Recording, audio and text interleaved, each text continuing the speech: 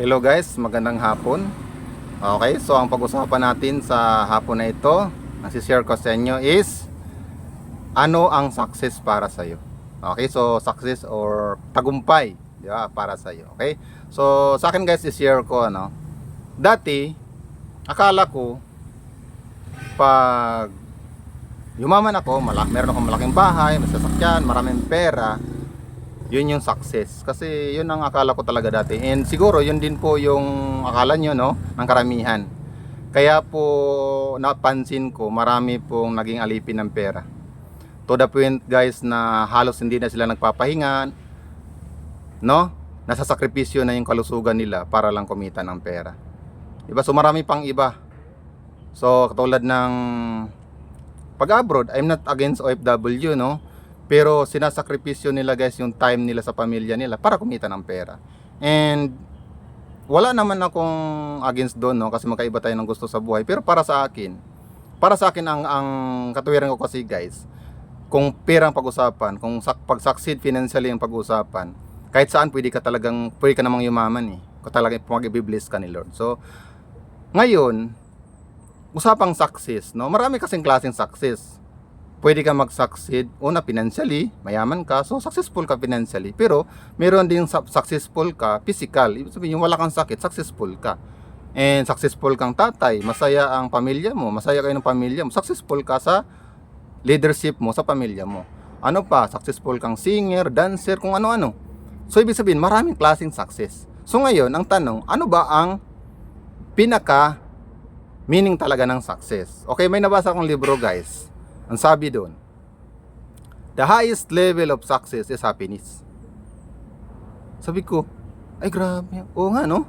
Kasi halos lahat ng tao, ang gusto lang naman talaga natin maging masaya eh. So ibig sabihin, basta masaya ka sa ginagawa mo, successful ka. 'Di ba?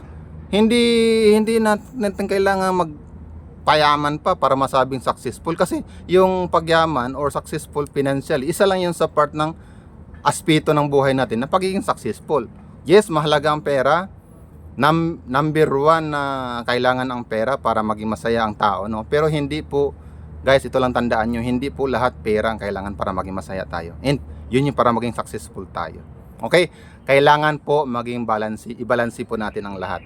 Okay? Kasi marami akong nakikita, grabe kung kumayod para lang umasinso, yumaman. Pero pagdating ng dulo, nagsisisi din sila. Bakit? Na nagsakripisyo kasi yung health guys eh. So hindi na silang nagpapahinga, akala nila okay lang kasi masipag sila eh. Nung yumaman sila, marami silang sakit. So nagsisisi sila. So sinasabi nila, sana binalansi ko yung buhay ko. Yes, nagpayaman ako, nagnegosyo ako, nagsipag ako, pero sana nagtira rin ako ng time sa sarili ko na mag-exercise para maging healthy ako. And sana yung iba naman dahil sa pagpupursige nila na yumaman, umasinso, nasakripisyo po yung time nila sa pamilya niya, and then to the point na talaga nawasak ang pamilya guys, no? Nagkakahiwalay talaga. Masakit isipin, pero di kasi nila nakita na ang buhay kailangan po nating balansihin. Hindi pwedeng puro lang tayo negosyo, puro lang tayo trabaho. Kailangan may time din tayo sa sarili natin na sa kalusugan natin, sa pamilya natin. So yun po yung dapat gawin, balansihin lang. And balik tayo doon sa success. Ibig sabihin ng success para sa akin, success is happiness, diba? So kung masaya ka sa ginagawa mo, guys, successful ka na. Di mo na kailangan na tumingin sa ibang tao na ganito, dito successful sa ako. Hindi guys, wag niyo pong ibaba ang sarili niyo. As long as masaya ka sa ginagawa mo, trabaho man yan, negosyo, kahit ano, basta masaya ka, successful ka, daig mo pa yung successful iba na akala mo yun ang success, yung mayaman ganyan, pero di mo alam behind that malungkot pala sila kasi meron silang sakit, or di masaya ang pamilya, broken family sila, mga ganyan. So huwag po tayo mainggit guys. So focus ka lang sa ginagawa mo. Kung masaya ka dyan, ituloy-tuloy mo lang yan. And kung sa tingin mo meron pang magpapasaya sa'yo, then do it. Kung kaya mo namang pagsabayin, no, yung dalawang ginagawa, so gawin mo. Kasi di natin alam guys kung hanggang kailan tayo eh. Pwedeng bukas wala na tayo. So dapat ang goal natin araw-araw ma-enjoy natin ang buhay. So kapag gumising tayo, kung gising ka ng 16 hours, dapat lamang doon yung oras na masaya ka.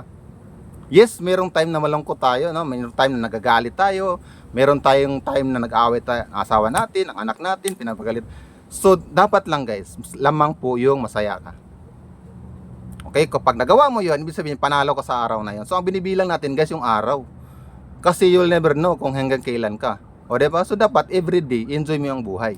So, dapat, gawin mo kung anong gusto mong gawin. Yan lang, yan lang. So, kapag nagawa mo yun, masayang buhay mo, successful ka na. Okay? So, I hope na may natutunan kayo, guys. Na-inspire kayo sa sinasabi ko.